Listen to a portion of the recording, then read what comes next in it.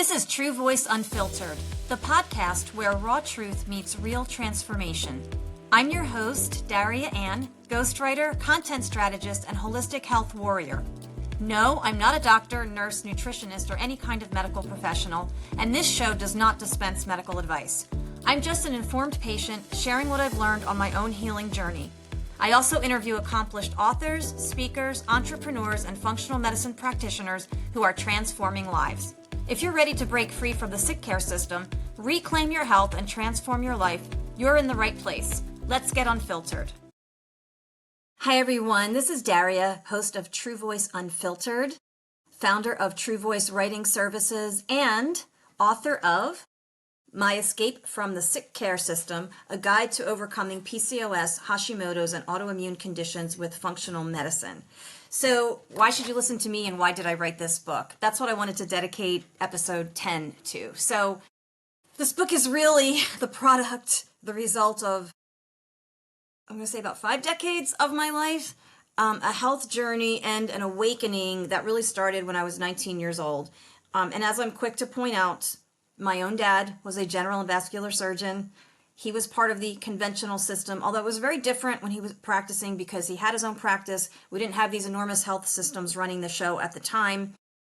And my dad really did live by the Hippocratic Oath. And I know this is probably going to be hard to believe, but he always believed, even though he was a surgeon, that surgery was a last resort, that you never wanted to put the body through that if you didn't have to. Now, again, we didn't have laparoscopic surgery back then.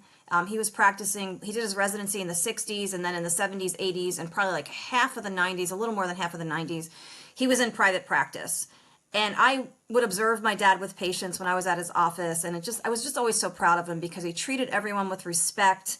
I could tell story after story about my dad. He really cared about what he was doing, and he fought with insurance companies back then. And I know the problem has only gotten worse now. So that's just a little bit of background. So I have medicine in my family. I have a brother who's a pathologist. I've, family friends who are nurses. I know a lot of people in that profession. Of course, because of my dad, I was around a lot of doctors and nurses, family friends, even though my parents were friends with people from all walks of life. But obviously, because of my dad's profession, he was friends with other doctors, and I was friends with other doctors' kids, and that's kind of how things went growing up. And the other thing, I want to point this out too, because they were all in private practice, and I understand it's just not affordable for people anymore. For coming out of medical school, you're hundreds of thousands of dollars in debt. The last thing you can afford to do is set up your own practice, and that's another flaw of the system, which is a topic for probably my next book. I touch on it a little bit in this book. And probably a topic for another episode. I actually ghost wrote a book for an orthopedic surgeon who has been really dedicating his life to not only just helping his patients, but also trying to reform the system, and it's an uphill battle. But my dad always told me that the body heals itself, and he was in private practice, so that meant he and his colleagues took turns being on call, so there was always somebody around. So, when it was my dad's weekend to be on call, he was on call. And if something happened or a patient needed him, or, he would make the rounds. And if there was an emergency, he was there. He was very dedicated to his patients and to his profession. And I just want to say, when he was home, he was very present in what was going on. I mean, my dad taught me how to ski. He had a gym in our basement. He and my brothers used to do that. I would kind of play around with the weights once in a while. Wish I had gotten into it sooner. But I've since then become very dedicated about lifting heavy, especially as I've gotten older and been around Dr. Amy and her program and listening to her podcast. So I've been lifting weights now for several years, like regularly. Over the years it was kind of like off and on. But my dad was very health conscious. I guess that's what I'm trying to say. So that's kind of how I grew up. I was the youngest of 5 siblings. If you watch my episode on Down Syndrome Awareness Month, you'll learn about my brother Ralph, who was one of the biggest inspirations of my life, born with Down syndrome in 1959, given a dire prognosis by a doctor my parents didn't even know, who really took something away that my dad always said no doctor should, and that is hope. And we're not talking about false hope. I mean, my dad always was honest with people, but he never wanted to completely take away hope. So he would always kind of offer something for them to hold on to, something that they could do perhaps to change their situation.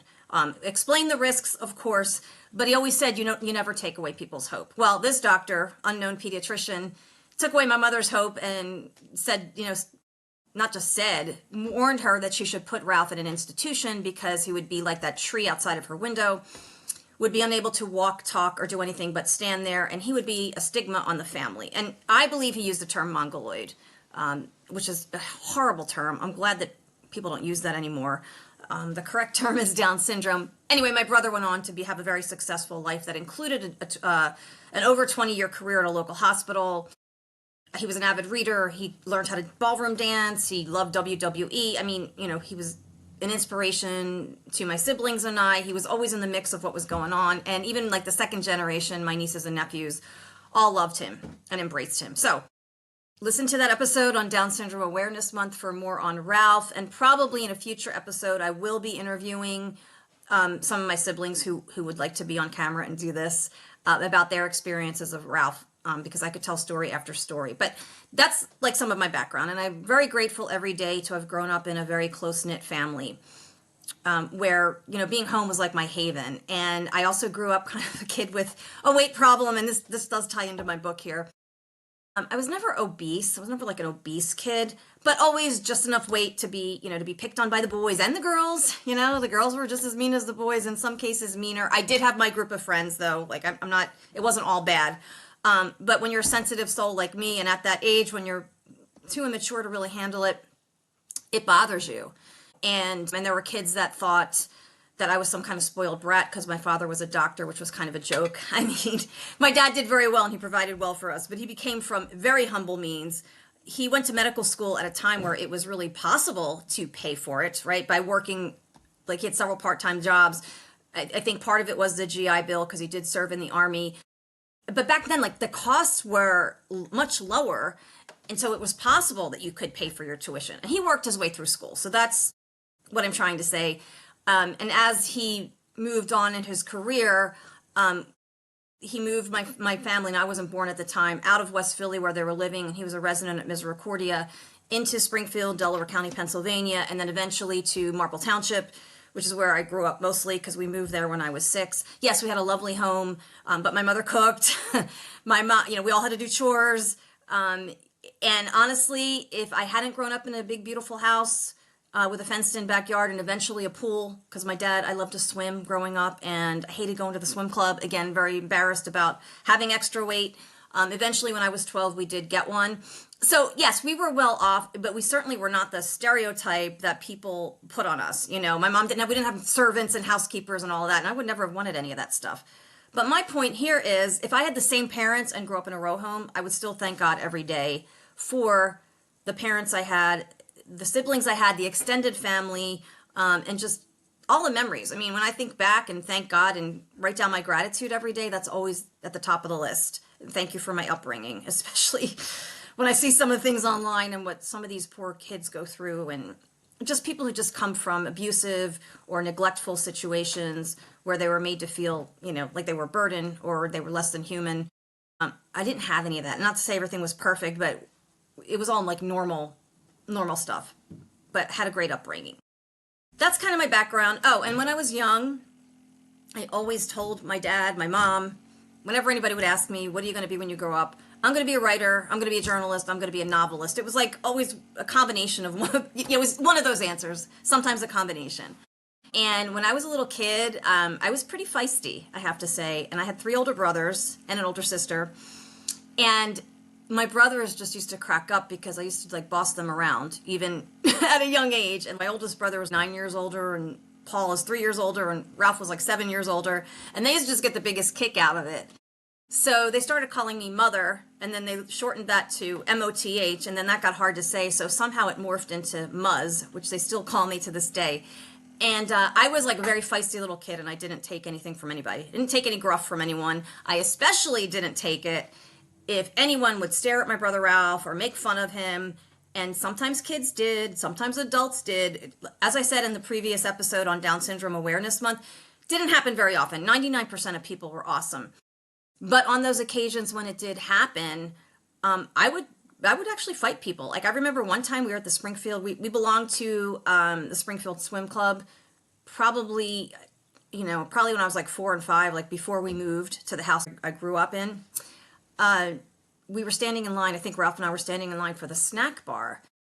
And these kids, so I was probably about 4 or 5, and these kids were probably like 12, 13, staring at him, making faces, doing all this stuff. And I could tell that Ralph was like, his eyes were starting to fill up and he was getting upset. And I kept saying to them, leave my brother alone. And I was yelling, leave my brother alone. And they wouldn't stop doing it. And finally, I just pushed them. I was 4 or 5, and these kids were like pre-teenagers. And they stopped.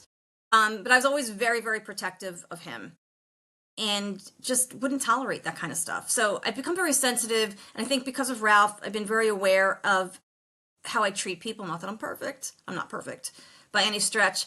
But it makes me so happy now when I'm in a grocery store or at the gym too. When I see people working there that have special needs, not necessarily Down syndrome, but special needs, and I see them working and interacting with other people, it's really uplifting and heartwarming. And I also want to say that Ralph's influence extends to people's career choices, because my cousin, Annie, spent a career as a teacher's aide working with special needs kids, and she was just awesome. Like, a lot of the kids that she worked with have gone on to have successful jobs. I think there's even one that started a business, a little cafe up in her area. And she always said that she went into that line of work because of Ralph. So he was pretty amazing. So I'm just sharing all this again to kind of give a little bit of background about me, because who am I, right? Well, I've been writing professionally now since, I'll say, 1997. Oh, I know what I was going to say. So along the way, that feisty little kid developed more and more insecurities. So I became like a very insecure teenager. I didn't really enjoy high school. Yeah, I had friends, and it wasn't like it was all bad. I wasn't like the school outcast or anything. And it carried even into college, because I was never a drinker. I didn't care. I hated cake parties. I really didn't like sorority life. I resigned after 1 year. I believe I tell that story in the book. I just am really somebody who really values authenticity, and I just didn't feel like I fit in. I was kind of always felt like I was on the outside looking in. So for a lot of reasons, that goal, that career choice that I would tell people about as a little kid, journalist, writer, novelist, didn't come to fruition until 2008, actually.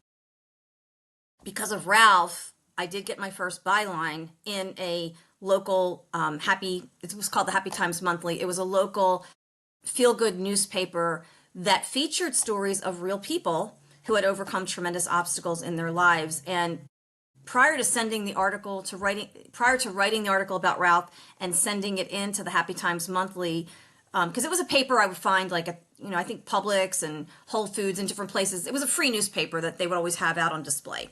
And I enjoyed reading it. And prior to me sending Ralph's story to the editor, a very dear friend of mine, who is still a dear friend to this day, Beverly, said, if you really want to be a writer, you need to get a writing portfolio together. And that was at a time, this was in the 90s, right? So the internet was around, but it wasn't as advanced as it is today. And so back then you needed a physical portfolio with all of your articles. So I thought, well, maybe the Happy Times Monthly is a good place to start. So I sat down on my brother typewriter at the time. It had the little monitor. I didn't even have a PC at the time, which is crazy to me now to even think about it. I didn't even get one until 1998 when my dad bought me one, because my father, and even at the time I was like, why do I need this? It's just so funny when I think back. But my dad was all about the latest technology. He always had to have the latest thing. So like when VHS came out, we got one of those. And remember how noisy they were? People who are my age and older would probably remember, putting in the tape, and it just made a lot of noise. Anyway, that was high tech back then. But I sat down on my brother typewriter, typed up the story. I called it A Little Down Syndrome. And the reason I titled it that was because of an incident that occurred growing up. I was probably, again, about 4 or 5. My sister was probably about 9 or 10. And we were all playing, the three of us, with Ralph, Ralph, Carolyn, and I, and we were all playing. I think we were in our basement. I think we were in our finished basement when we were still living in Springfield. And we were just playing. I don't even remember what we were doing. And all of a sudden, Ralph stopped and he got very thoughtful and he looked at us and he said, "Do I have Down syndrome?" And my sister, we kind of looked at each other. I didn't know what to say. My sister finally said, "You do, but just a little bit. It doesn't even matter. And we love you and you're awesome," and whatever she said. I mean, I'm paraphrasing. And Ralph was like, oh, okay, great. And then he went back to whatever we were doing. So I titled the article about him A Little Down Syndrome, and I sent it in to the editor. I snail mailed it at the time with a photo of Ralph and me that was taken at a friend of mine at the time, husband and wife that I was friends with in Boca Raton, Florida. We had dinner there, and we were sitting at their kitchen table, and they took this picture, and it turned out really cute, and I used it for the article, which I snail mailed in to the editor. Didn't hear anything for several months, it seemed like. Again, this is back in the 90s, and my memory might not be 100% accurate, but I remember it did take a while. I hadn't heard anything. And then one day, one of my friends calls me, and she's out of breath. She's so excited. And she said, Ralph and you are the headline for the Happy Times Monthly. I was just in Whole Foods. And she picked up a bunch, and I was like, oh my God, you're kidding. Like, I hadn't even heard from the editor. I didn't even know if she liked the story or not. But there we were. We were on the cover of the Happy Times Monthly, and I had my first byline. And yeah, it was a volunteer newspaper. I mean, it wasn't paid, but for me, my payment was being able to accumulate a collection of work, a body of work that I really needed at the time. So I was a features writer for them after that for probably about a year. And it was great because I got to interview all of these interesting people who had overcome adversity. So it was a great time. I really appreciate, her name was Bridget. I actually really do appreciate the opportunity that I was given. And so, that was another, basically a messenger in my life, because I talk a lot about unexpected messengers in my book. And, thanks to Beverly, I took the action. I wrote the story. I sent it in to this newspaper, hoping they would like it. They did. That led to me writing more articles for them. And although they were unpaid, I still do have that portfolio. Don't have it with me right now because I'm not at home right now. I'm still visiting family in Pennsylvania, but I still have that portfolio. And, that was my foot in the door. And then eventually from there, I kind of had to stay in the corporate world for a while. I landed a position with Washington Mutual Bank in South Florida. And I think thanks in part to having a writing portfolio, because it was like a little bit of corporate communications, community affairs, marketing. It was great. And that is where I guess this can lead me up to one theme of my book. Unknown to me at the time I was struggling with my weight. So I was kind of like up and down, right? And when I was little, I was about 8 years old. My mom was sick of seeing me cry because the kids at school were teasing me and that kind of thing. Decided she was going to take me to Weight Watchers. Now, Weight Watchers was a big thing back then, and I know it still is today. It's even bigger today, but it was big back then. My mom's sister, my wonderful Aunt Marie, God rest her soul, she was awesome. She was into Weight Watchers, so my mom, trying to help me, took me there, because she wanted me to be healthy. And the whole mantra back then was low fat, low fat, low fat, and sweet and low. Right? I mean, I can't even believe, if only I knew then what I know now, but I was only 8 years old, right? So I went, people were very nice, and I was in the youth program at the time. And oh my gosh, and I write about this in my book. I mean, the worst part for me, and I still remember this, is the taste of that skim milk with Special K for breakfast. And I was always hungry. I mean, that never filled me up, right? I think I lost 5 pounds. And then I hit what my dad called, oh, you hit a plateau, right? I hit a plateau that I just never got over. And, they would weigh you in, and then they would tell you things like, again, everything low fat, low fat, low fat. My mom was trying to help me, but it just didn't work after I lost 5 pounds, right? It was kind of just stuck.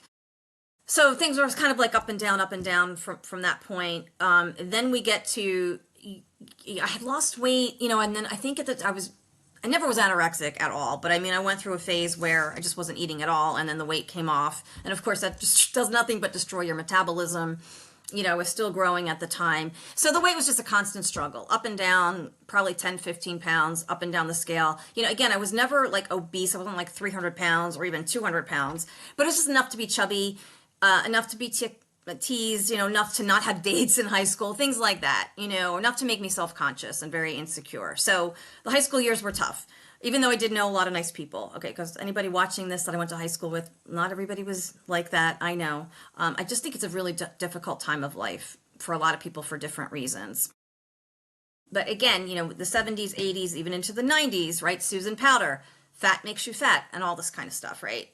Stay away from fat because you'll get fat. But it's okay, here, put some sweet and low in your iced tea. here, eat this, eat this low-fat yogurt that has like tons of sugar added into it to make it taste good, kind of thing. So that was where I was when I was at Washington Mutual Bank. And so I tell this story because one of the unexpected messengers in my life was a woman named Priscilla that I worked with. She was an administrative assistant to our boss, Susan, and she and I were usually the first ones in the office. So I remember this one day, I'm at work and just kind of sat down at my desk, and Priscilla comes through the door, and she's got like a styrofoam container with McDonald's breakfast. And she was very gregarious. She would always start conversations. She was great. I actually really miss her. She was a lot of fun to work with. And she just volunteers, oh yeah, I got scrambled eggs and sausage from McDonald's, but I didn't get the hash browns and I didn't get the biscuits because I'm doing Atkins. And I had never heard of Atkins at the time. So I asked her, well, what is that? And then she told me, and man, I was just blown away when she was like, oh yeah, like I can have whole milk. I can have cream in my coffee, real cream. I can have full fat cheese. You can have steak, you can have hamburgers, you just can't eat the bread. She was just telling me what you couldn't have. And she said to me, this diet is really good for your heart, and I have a cardiac test coming up in a couple of weeks, and I want to get ready for it. And my first thought was, well, if this diet is good for your heart, then why don't you just eat that way all the time, right? Why just do it to prepare for a test? But that was what she told me. I was very skeptical. I was very, very skeptical because we've all been indoctrinated. People are still indoctrinated in this low-fat mentality. If you look at the food pyramid and everything else and what they feed kids in school, everything's low-fat. No one's, well, I won't get into that either, because maybe people will accuse me of being a conspiracy theorist, but people ate, as I would discover, the way that Dr. Atkins recommended for millions of years. And all of a sudden now, everything was low fat and eat this processed food. And here, have these Snackwelks cookies because they don't have fat in them. Anyway, I was very, very skeptical. That's the bottom line. But I was also really curious. And I'm grateful that I was curious enough to go to the bookstore that night and pick up a copy of Dr. Atkins' New Diet Revolution. Now, this was in 1999. Again, the internet was around. It was not as advanced as it is today. There weren't people out there making videos like this back then. So I got his book. And personally, I love paperbacks, even with Kindle, and I certainly do understand why people love Kindle. No criticism there. I get a lot of books on Kindle. I read them on the read.amazon.com on my computer, but I really prefer to have a paperback. So I went out to Barnes & Noble that night. I read Dr. Atkins' New Diet Revolution, whatever version it was back in 1999, and it just blew my mind. But I also realized that a lot of people, like my friend at work, were kind of like cherry picking what they wanted to do with it, right? I found out that it was in 4 phases. There was the induction phase where the carbs are really low, 20 grams or less for like the first 2 weeks. Then you move into ongoing weight loss, then pre-maintenance, and then maintenance. So I learned, wow, okay, there's actually 4 phases to this. It's actually a lifestyle change that you weren't supposed to do the induction phase longer than 2 weeks, although I think I did, to be quite honest, because once I started losing weight, I was like, man, this is great. And I only really had to lose like 40 pounds, which I did at the time. Dr. Atkins did say, they call it the keto flu now, but in the book, he did say, you're not going to feel good probably for like the first couple of days or maybe even the first week. And that's carbohydrate withdrawal. It doesn't mean that what you're eating is wrong or it's the fat, it's the carbohydrate withdrawal. So I did, I think probably for like 3 to 5 days, maybe it was a full week. I did not feel good and I had a headache, but I made myself push through because I said, you know what, I'm going to prove one way or another, whether this is right or wrong, whether it's going to work for me or not, I have to give it a fair shake. And so I did. And then once I got through that initial, let's say it was a week, once I got through that, I felt great. Like my energy came back. The weight did not fall off immediately for whatever reason for me, but once it did, I was losing weight consistently and people started noticing. Now, this was one thing that put my dad and I at odds with each other because my dad, out of concern for me, he believed, like many people in the medical profession today still believe, that I was going to ruin my heart. It was bad for me. I was starving my body. Other people besides my dad told me that too. You're starving your system. That's what you're doing. And I would say to people, could you read the whole book? Read the whole book, people. And even in like pop culture, they were a lot of people, like I would see comedians and different people just sort of misrepresenting the book. And that's what happens a lot to this day, right? Like people take one thing and blow it up and without any regard for like the overall picture. Maybe I'm not explaining that right. Like in this case, Dr. Atkins' New Diet Revolution was 4 phases, including maintenance.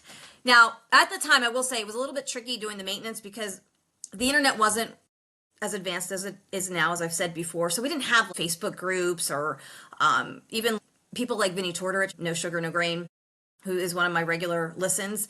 But we didn't have all that at the time. It was really hard for me to find other people who were doing it properly. Now, there were a lot of people in my life that were doing it that were also just looking at, oh, look, I can have whipped cream. I'm going to go buy like 6 canisters of whipped cream and just eat them. Like people were not doing it correctly. So, but anyway, I did. And I struggled a little bit with maintenance, like I said, because I really didn't have a support system. That's one thing about Weight Watchers I will say is like at the time when I was going, like you'd go to a meeting every week. There were other people there. They, you'd have a speaker. And it was it was more of a community type of feel. When you do something like this on your own, it's a little bit harder to find people, especially when you're doing low carb. But it did kind of go through a resurgence, as I recall, like in the late 90s, early 2000s, of people doing Atkins, but not really doing it correctly. So I was like, well, I'm going to do this the right way. And then when I started losing weight and felt great, the weight came off. And I let people talk, but I didn't listen to the naysayers. I continued to do my own thing. And then I got to a point where I would eat a potato on the weekend. If I wanted to, I would. At that point in time, and this is the point I really want to make, I did not have Hashimoto's. So it worked for me. Also, this is another hugely important point. I had always been told that type 2 diabetes runs in my family. And it always hung over me like some kind of genetic sentence that I may or may not be able to avoid. Even though in my head, I remember my grandmother, like she died when I was 6, but I do remember being little and watching her put in, take needles. And I was like, that's not for me. Like, this is not going to happen for me. I don't care if I'm part of this family. I'm not getting diabetes. I didn't know the difference between type 2 and type 1 at that time. I did have a friend in school that I was very close to. She was one of my best friends who I think they called it juvenile diabetes at the time. And that's what people now call type 1, where it's an autoimmune condition where the pancreas stops secreting insulin, which we all need to survive. And so, she, I believe, was really sick and in the hospital for a long time. I think when we were in first grade. Anyway, thank God she survived. And I would go with her when she came back to school. Like she would have to have a snack in the morning when we had our first recess. But it was like orange juice, crackers. Like nobody was doing low carb. Okay, so and then she would have to take her insulin. I didn't know any better at the time. We were young. I mean, we were like 7, 8 years old. So I was just there as a friend, accompanying her to get her snack so that she would, so that her blood sugar would stay stable. But in my family, I didn't realize like there was a difference. I just thought it was all diabetes. Now I know that everyone in my family that had it had type 2. Now, maybe that makes them more, maybe the way they're built or because of, I don't know, whatever is in their system makes them more susceptible or makes them less tolerant of carbohydrates. I don't know. And as I think about it, really most of them were on my mom's side of the family. So I never got it, even when I, was eating carbs and I didn't know about low carb living, low carb, high fat living. So Atkins worked for me for several years after that. I guess my point is that's my long-winded way of saying that for several years I kept the weight off and I was exercising. Now I was a cardio queen back then. I would do weights, different places I lived had gyms. I didn't actually join a gym at that time, but it was sporadic. I wasn't like I am now where I'm like every other day I'm at the gym lifting weights and working out that way, lifting heavy things. But I was active, but I didn't have Hashimoto's. And I was still struggling, so I tell this story at the age of 19, went to a conventional gynecologist who was a colleague of my dad, and trying to figure out why my periods had become so irregular. She didn't know. I went there thinking I was going to get an answer. She was going to tell me what the problem was, and she was going to give me something that was going to address the root cause of this problem. What happened was she didn't know. She couldn't tell me what was going on. She didn't know why. She had a lot of patients like me. Which really has never made me feel better. I mean, knowing other people have the same thing, okay, I guess, maybe that's reassuring in some ways, but I just want to get better. I'm sorry that other people have this and they're going to have to figure out how to deal with it. I just want to get better. I just want to resolve the problem. And synthetic birth control was not the answer to this problem. And she even told me, it's going to create a false scenario in your body to trick your body into thinking it's having a period. And I'm like, well, what's the point of that? And she said, it's just what we do.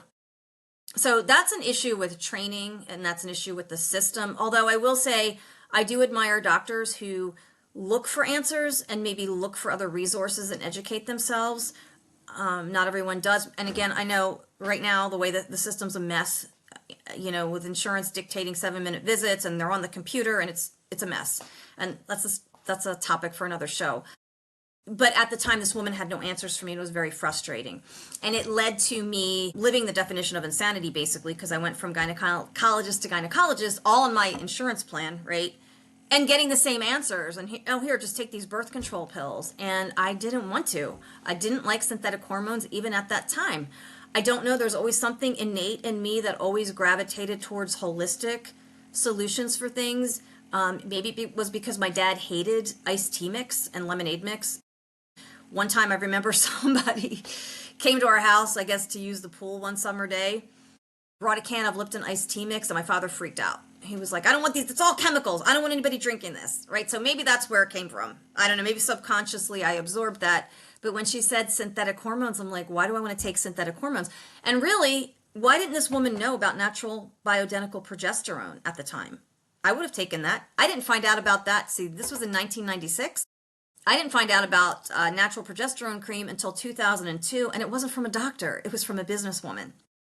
It's just crazy. But I'm grateful because Susan, who introduced me to natural progesterone cream, was another messenger in my life. So here we are. I've lost the weight on Atkins. I kept it off for several years, and then inexplicably, the weight starts piling on. And I can't get it off. And I didn't know what was going on, right? Somewhere along the line, I developed gum disease, and no one in my family had that. Where was that coming from? I was starting to get these horrible breakouts, like all along my chin here, like all around here. Didn't know why. All these crazy things started happening, and I was having joint pain. Didn't know why. And one day I was brushing my hair, and I kind of tilted my head to the side, and I could see like all this space in between hair strands, and I'm like, oh my God, my hair's thinning. It was very subtle for me. I know a lot of women that get Hashimoto's, their hair comes out in clumps, it falls out in the shower or when they're brushing it. It wasn't like that for me. It was very, very subtle, almost to the point where I didn't even notice it happening until that day when I was brushing my hair and happened to tilt my head to the side. I had joint pain all of a sudden, right? I was tired in the afternoons. Now, it wasn't crushing fatigue to the point where I couldn't function, but it was low-level fatigue that just made everything harder, working, trying to get anything accomplished, even working out. Like, it just made everything more difficult. And yes, I was still a cardio queen. By then, I had discovered Walk at Home with Leslie Sansone. And I love Leslie Sansone. One of the things I loved about her the most was that, I won't name any names, but unlike other, famous fitness trainers, she did not yell and scream at people and make you feel like a loser. She was very encouraging, very warm, friendly. You can do it, and joking around. And it's just a very engaging personality. And I discovered her in 2008 when I decided to do Nutrisystem. And I know I'm kind of jumping all over the place, but I discovered Nutrisystem. Well, I didn't discover it in 2008. I learned about the new revamped Nutrisystem in 2008. So let me just go back in time again.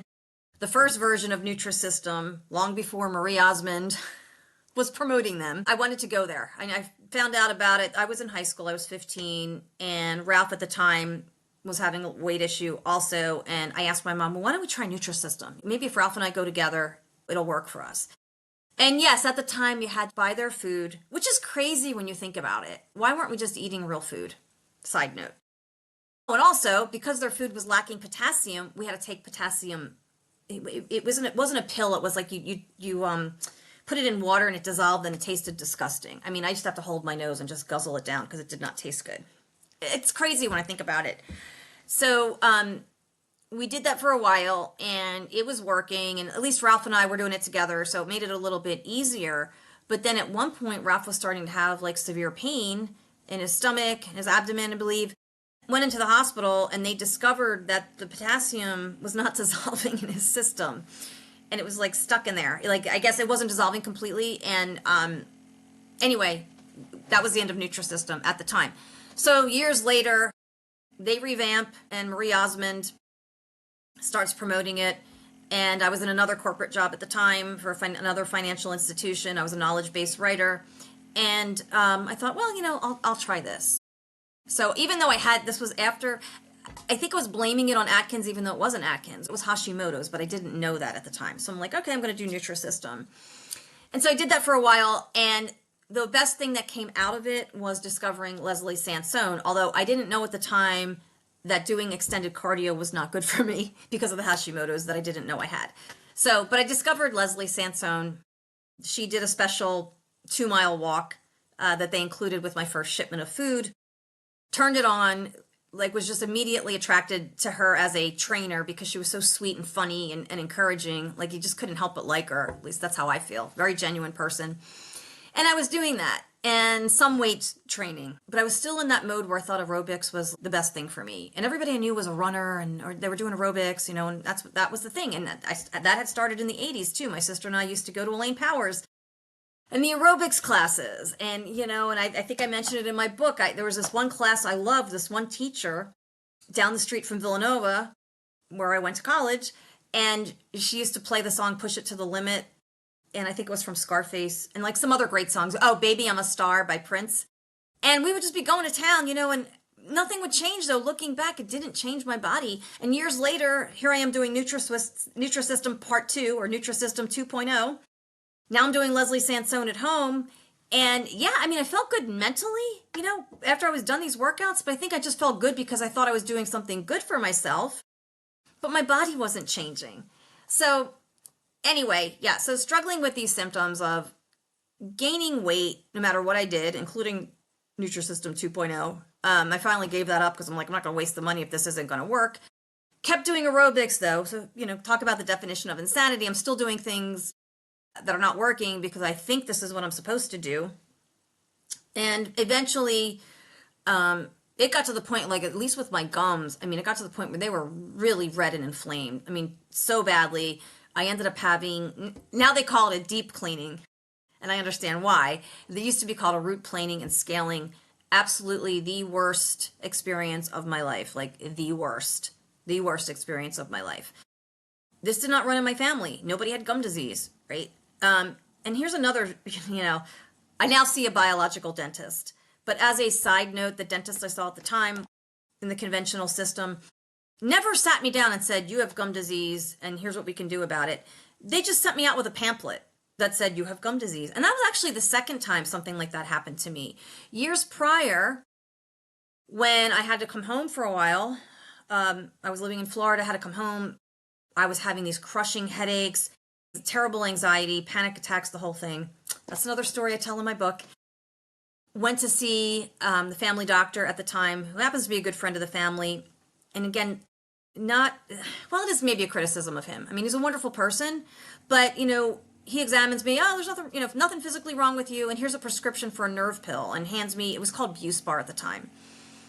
Never asked, what's going on in your life? What are you eating? What are you drinking? Are you exercising? None of those questions, right? The only thing Buspar did for me was make me dizzy. But, anyway, I took it just to kind of be able to function. And that's a longer story. But my point with all of this is that I walk out of the office with this dental office with this brochure telling me I have gum disease and it's irreversible and you can't do anything about it. So all of these symptoms, I'm just trying to make sure that I cover all the symptoms I had. So the hair thinning, the gum disease, the inability, I gained a certain amount of weight and then I was unable to lose it no matter what I did, including exercise. I was always active. I was always kind of watching what I ate. I had done low carb with success for so many years and that stopped working and just didn't know. And eventually, let's fast forward now to 2018. So I finally discovered functional medicine in 2018. Now, I guess theoretically, I could say I discovered it in 2002 when I went to a meeting of a women's business networking organization that I belong to called the Association of Professional Women. And they had fabulous speakers every month. We had monthly meetings at a country club. We have dinner and there was always a speaker and it was always educational. And I'm so grateful that I was a part of that organization. If anybody from APW, it doesn't exist anymore, but if anyone happens to see this video who was a part of it, thank you so much because it was amazing. Two very significant experiences for me that greatly improved my life happened as a result of going to those meetings. So in 2002, I did know about bioidentical cream. I learned about bioidentical progesterone from a woman named Susan, who was it was a network marketing company. I'm not going to say the name of it, but they did produce a high quality product in this natural progesterone that was made from yams, bioidentical to what the body produces or should be producing, and maybe is not producing anymore. And Susan introduced me, well, and everyone who attended that meeting, to Dr. John R. Lee, who was a pioneer in the field of bioidentical hormones. So I guess without knowing it, I was sort of introduced to functional medicine at that time. And the natural progesterone cream resolved the issue with irregular cycles. And I remember being grateful and kind of angry at the same time. I mean, grateful because I finally found such a simple solution that was so easy. I think I did 2 pumps in the morning, 2 pumps at night. Within a couple of months, everything was normal. Everything was regulated. And it was pretty amazing. And I didn't really have cramps anymore. And if I did, they were really kind of mild. So different from what I was used to. But I was like, why didn't that gynecologist I saw in 1986 know about bioidentical progesterone cream? Like, why was it synthetic hormones? And I wasn't really fully connecting the dots at that time, but I was starting to ask more questions. So finally in 2018, and I think it was because I was freelancing for I freelanced for a couple of digital marketing companies.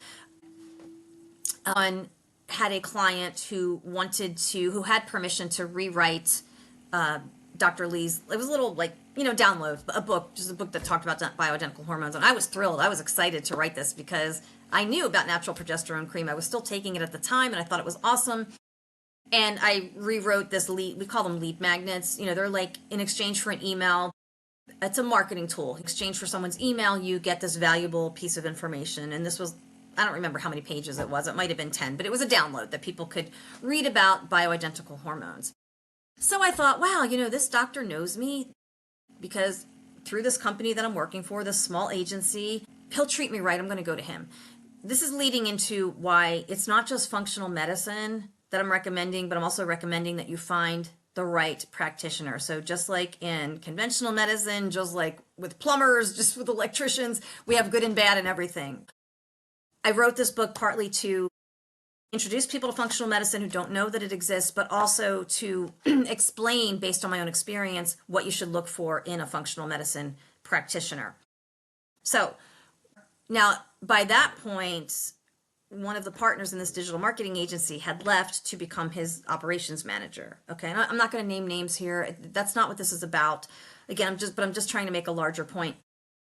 I went there, and my first meeting with him was, he seemed very rushed, very distracted. And even when I told him that I was referred by the woman who was now his employee, didn't seem to matter to him. He didn't seem to treat me with any kind of warmth or respect at all.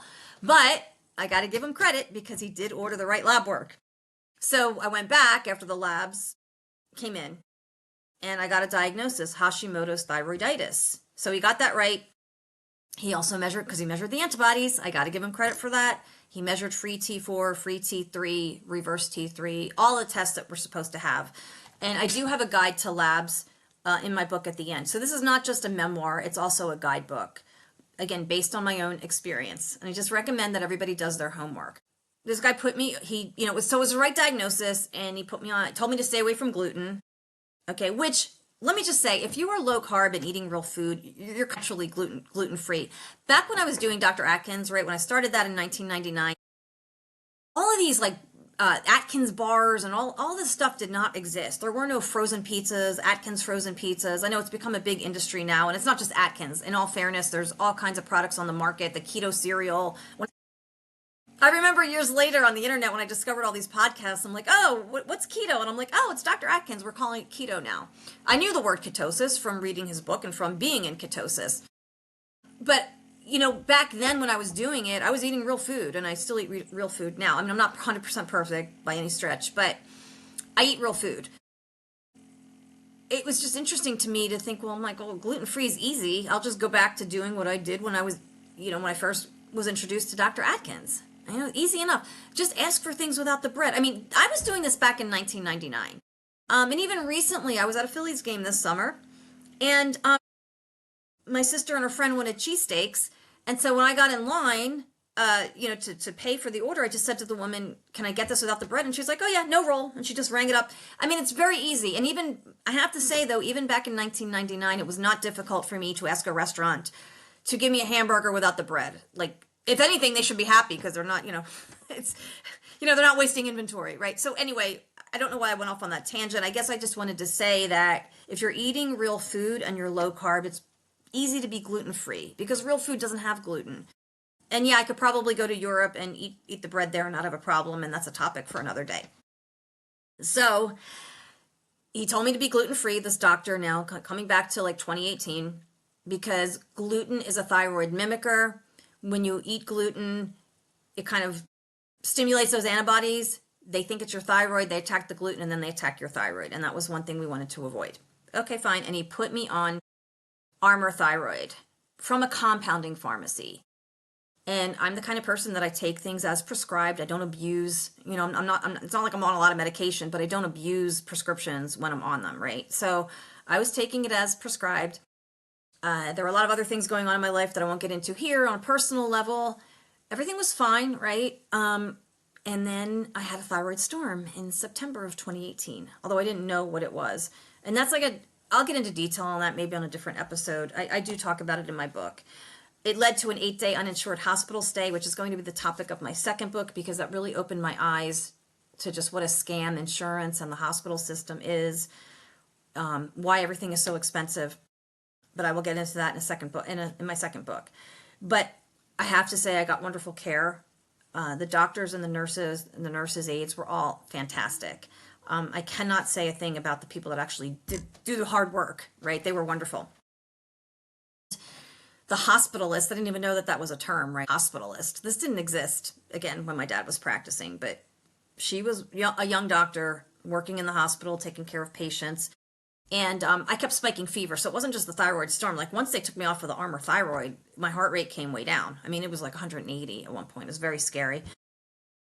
We couldn't figure out why I was spiking fevers like every 12 hours. That's why I ended up in, staying so long. And I ended up in a step down unit. They drew blood from me. I don't know, I'm exaggerating here, but it felt like 50 times while I was there because they were looking for a blood infection that didn't exist. Finally, I had a liver biopsy and my liver enzymes were like in the 800s. And just for reference, like the last blood test I had, they were like 12 and 13 because that's where they're supposed to be.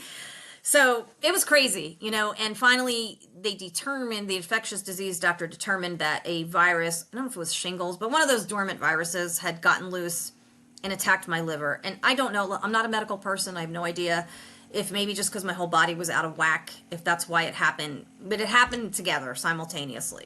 So I got through that, and thank God there was no permanent damage to my liver. I remember I was in tears in the doctor's office when I followed up a couple weeks later after I was discharged, and she said, there's no permanent liver damage, your liver looks great. And I was just like, oh, thank you, God.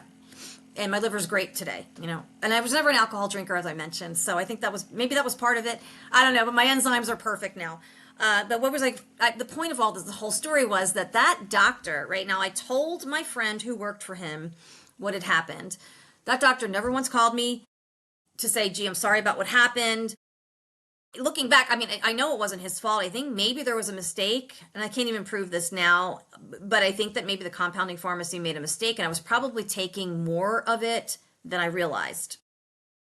But I want to make the point that after all that was over, I still knew that I had Hashimoto's. I still knew that I was on the right track, and maybe for whatever reason, maybe this wasn't the right thyroid replacement for me, but I knew that I still needed it, and that's the point here. And I finally, eventually, just to make this a shorter story, because I know we're going on and on here, eventually I found Dr. Amy. And I found her through Dr. Weston Childs, who has a fabulous podcast also.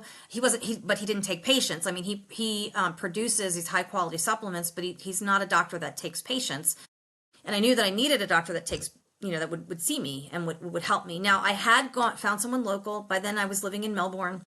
I found a wonderful local practice, and I don't want to say their name because they're wonderful. And the only reason I stopped going there was because I got to a certain point with supplements only and lifestyle changes. Got off the cardio. She told me, okay, I worked with a wonderful physician's assistant, a PA. She was fabulous, like wonderful. very genuine, smart, knew her things, would spend an hour with me when we would go over labs.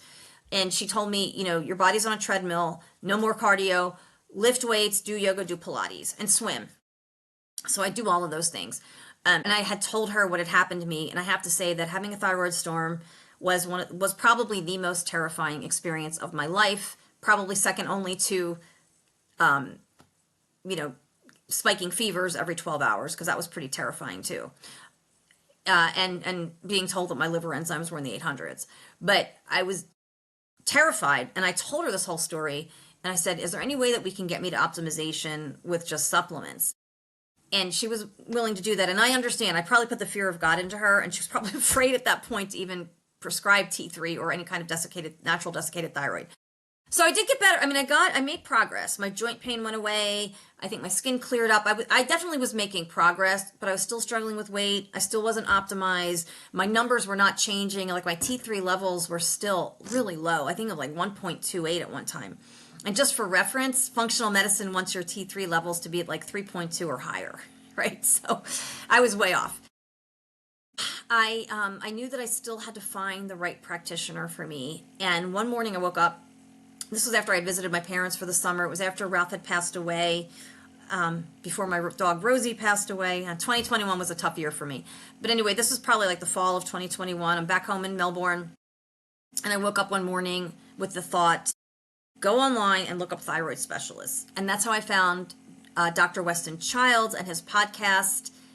And one day, so I started following his podcast, and one day he interviewed Dr. Amy Horniman. And I was just blown away. Like, not just by her personality. I mean, she's very caring, funny, very engaging. Just with both of them at the time, like I could just tell how genuine they were about what they were doing. And I started following her podcast, and I listened to it for several months. And then I thought, you know what? I really need to do her program because I'm kind of stuck. Like I was about 3/4 of the way there, but I hadn't yet crossed the finish line, and I really wanted to do that. And Amy built up credibility in my mind.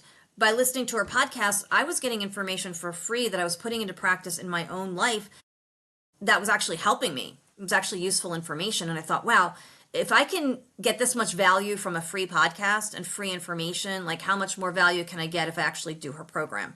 And it was an investment, and I did put it on a credit card with the intention that I was going to pay it off in 3 months, which I did. But it was a 5-month program. So it was just as much educational as it was, medical.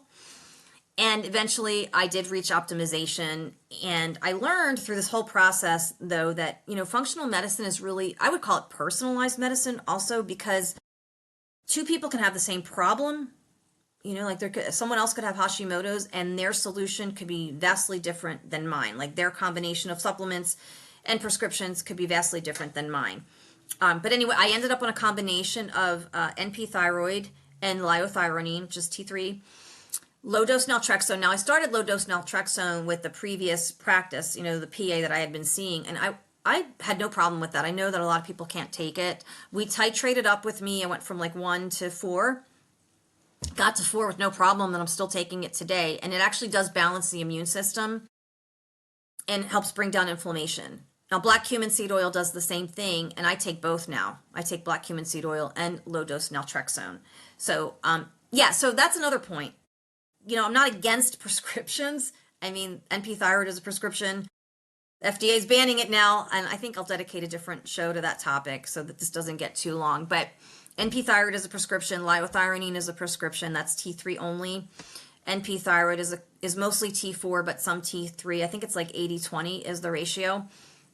At this point now, I actually cut my dosage in half. Because I think as the inflammation came down in my body, my thyroid started working better. I don't need as much replacement, which is awesome, and I still feel great. I do use a combination of supplements, but again, it was all based on blood work. And even when I was with the practice, previous to working with Amy, they recommended supplements based on blood work. So that's another important point too with supplements. Work with a professional, get the right blood work done, and take supplements based on what you need, because you can inadvertently be doing more harm than good if you just take them not knowing like what your vitamin D levels are, or like where you're at with certain things, magnesium, zinc, so whatever, all the things that we need, whether it's minerals, vitamins. You really should take supplements according to your blood work. Not guess about it, but work with somebody, preferably in functional medicine, who does have good bedside manner, not like the doctor I saw. But so that's my story, though. I didn't quit after him and just write off functional medicine. And I certainly didn't quit after I had the thyroid storm. I still knew that I had Hashimoto's, and I still had to do something about it because it was just going to continue to get worse. And my symptoms were going to get worse, and it was going to impact my life in a lot of negative ways if I didn't do something about it. So I'm really glad that I did. And I share that story not to scare anyone, but to make the point that, yeah, I did go through that. It was probably a compounding pharmacy mistake. But when you work with somebody who's actually going to care about you and stay in touch with you, you'll have great outcomes. I didn't know Amy at that time. And I didn't know Lisa at the time, the practitioner that I saw before her. So they're out there, but do your homework. And in my book, I do have a free guide for my readers. There's a link that you can click on. And if you get the paperback, maybe just type it into your search bar. But there's a link that you can click on to download how to find the right functional medicine practitioner for you. Red flags to look for, good qualities to look for. It's about a 5-page guide on what to look for in a good functional medicine practitioner. I also have a lot of resources in the back of the book, including a food and supplement diary. Let's see, what else is back here? A guide to labs, a guide to tests. Now, this is not like a comprehensive list of lab work. Again, everybody's different. These are just the labs that I've gotten, that I continue to get. You may need additional ones. This isn't just about Hashimoto's. It's about all autoimmune conditions. It's going to be different depending on what you're struggling with, but at least it's a start. And I do think everyone needs a full thyroid panel anyway, and full hormone panel for sure. I also have a symptom guide, what your body might be trying to tell you. Again, there's disclaimers all over my book. Even for this guide, it's for informational purposes only and is not a substitute for professional medical advice, diagnosis, or treatment. Always consult a qualified healthcare provider. I have a list of recommended podcasts here at the end. God, podcasts are just, it's amazing that we have these resources now. Okay, like I said, back in 1999, the internet was not as advanced as it is today. I got a paperback book, which I still love paperbacks to this day, but I didn't have these podcasts, right, to listen to support me in low carb or support me in my Hashimoto's journey. So take advantage of these. They're wonderful. There's no cost to you. Of course, the Thyroid Fixer podcast with Dr. Amy Horniman is at the top. Metabolic Freedom with Ben Azadi. And I'm so grateful to Ben for writing an editorial review of my book, along with Dr. Claire Stagg, who is my biological dentist. And I have to give Ben credit for that because I searched for a biological dentist after I listened to an episode of his show. It's now called Metabolic Freedom. It might have still been Keto Camp at the time of the interview that I heard, but he interviewed a biological dentist, and that was another fascinating discovery. And I guess I kind of consider it like functional medicine, but for your oral health. And Dr. Claire Stagg is amazing. I talk about her there. Anne Amoroso, who is a myofunctional therapist. I went through myofunctional therapy. I had a frenectomy, which is a tongue tie release. Went through myofunctional therapy. It really improved my sleep and just overall quality of life and supported all of the other things that I do. And I thank Joanne also. I'm hoping to get both of them for an interview, or actually all of them. Ben would be awesome. All of them would be awesome. I would love to get Dr. Stagg and Joanne maybe together to talk about how their services complement each other and talk about my experience. But other podcasts here are Dr. Tina Moore, Amy Berger, Keto Without the Crazy, Fitness Confidential with Vinnie Tortorich, Cynthia Thurlow, the Low Carb MD podcast, Metabolic Mind, the Dr. Ashley Show with Dr. Ashley Lucas, Abel James Show, also one of my favorites, Lisa Fisher Said, also one of my favorites, Light Up Your Metabolism with Danny Hamilton, she's awesome. Biohacker Babes, I love them. They're sisters. They do a great job. And of course, the Dr. Weston Childs podcast. This is not an all-inclusive list, but I wanted to list as many in kind of different areas. It's so much more than just Hashimoto, so much more than just low carb. It's just many different topics, all with a functional approach, including nutrition. So highly recommend those podcasts. Take advantage of it. I have references here where you can visit people at their website And also at the end of each chapter, little exercises here for you to do, little calls to action. Whether it's a journal prompt, action step, a reminder. I really tried to make the book practical and useful, as practical and as useful as I could. So again, it's not just a memoir, but I felt that it was important to share my story as a patient because there's so many, I just named them, right? There's so many wonderful practitioners out there, but I feel like sometimes people think like they have ulterior motives. And of course, like they want to succeed, they need to make a living. They also want to help people, right? They went to school to learn how to properly help people and get to the root cause of their problems. But I feel like from the patient side of things, just because we're stuck in this insurance system and we think we're just paying a $10 or $20 or $30 copay, when we're really paying high insurance premiums every month in addition to that. Okay, another rant for another day.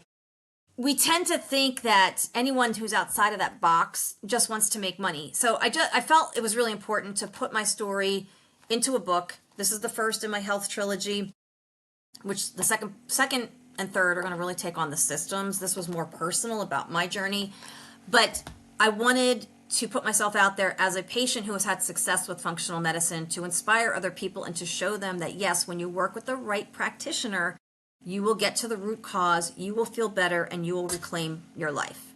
So I thank you all for listening. I know I kind of ranted on a little bit longer than I planned to, but I thank you again for listening. I wish you all the best of health. I wish you all root cause solutions. And visit me at my website at truevoicewritingservices.com. truevoicewritingservices.com if you're a functional medicine practitioner or if you're someone with a story that you want to tell and put into words. If you want to expand your business and influence with an evergreen asset like a book, I am an experienced ghostwriter. I've lost track of how many books I've ghostwritten for professionals who want to expand their brand and influence. And in the age of AI, people are craving authenticity. So it's more important than ever to hire someone who is interested in other people. I think that's the top quality of a ghostwriter and has the writing ability and will really help you bring your story to life. And not only that, like you don't just get me, you get the book publicity, you get a wonderful formatter, Veronica Goldspiel, who's also a best-selling author. I want to get her on the show to talk about some things soon. You also get Michelle Culp, who is my friend and phenomenal book publicist. She helped me make my book a quadruple bestseller over the last week, last Thursday and Friday. Very excited. I'm still at number 1 and 2. Still at 2 number 1s and number 2 in endocrine system, healthcare, and endocrine diseases, I believe. So I'm super excited. But you get the whole package. But you can find me at truevoicewritingservices.com. There's a contact page. Let me go ahead. I just want to share my website here. And so here I am. And you can contact me here on this page. Reach out to me today. Tell me your story over a virtual cup of coffee. I do ask a few questions here just to kind of get an understanding of what you're looking for. And, there's no obligation. It's just a free discovery call. I just want to learn more about you, see how I can help you if we want to get started working together. So reach out to me today here. It's True Voice Writing Services, professional storytelling in your authentic voice. If you want to pick up a copy of my book, it's here on Amazon in Kindle and paperback. My Escape from the Sick Care System, a guide to overcoming PCOS, Hashimoto's, and autoimmune conditions with functional medicine. I'm number 1 right now, as of this recording, in endocrine system, number 1 in healthcare industry, and number 2 in naturopathy.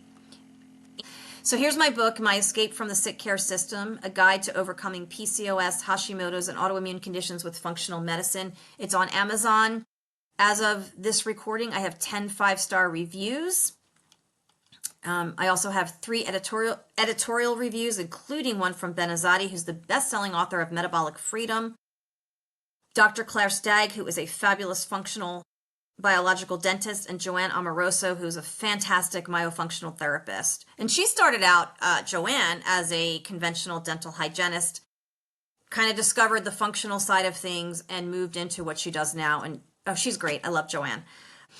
I hope to get her and Dr. Stagg on True Voice Unfiltered so that we can really delve into frenectomy, tongue tie release, why it's important, and why myofunctional therapy is so important.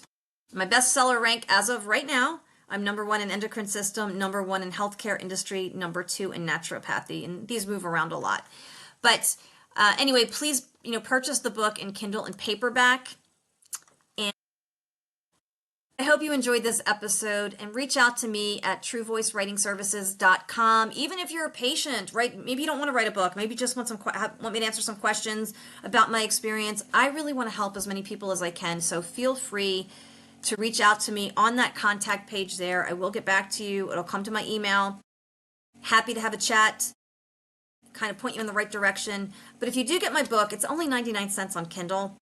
But whether you get it in Kindle or paperback, download my free guide. It's going to answer a lot of your questions. It's going to point you in the right direction and get you on the road to wellness. And finally, I do want to thank everyone on social media, like all of my old high school friends, and classmates, everyone who has supported me online, who has purchased the book. Thank you, thank you, thank you. And I will see you again soon for a future episode of True Voice Unfiltered. Take care.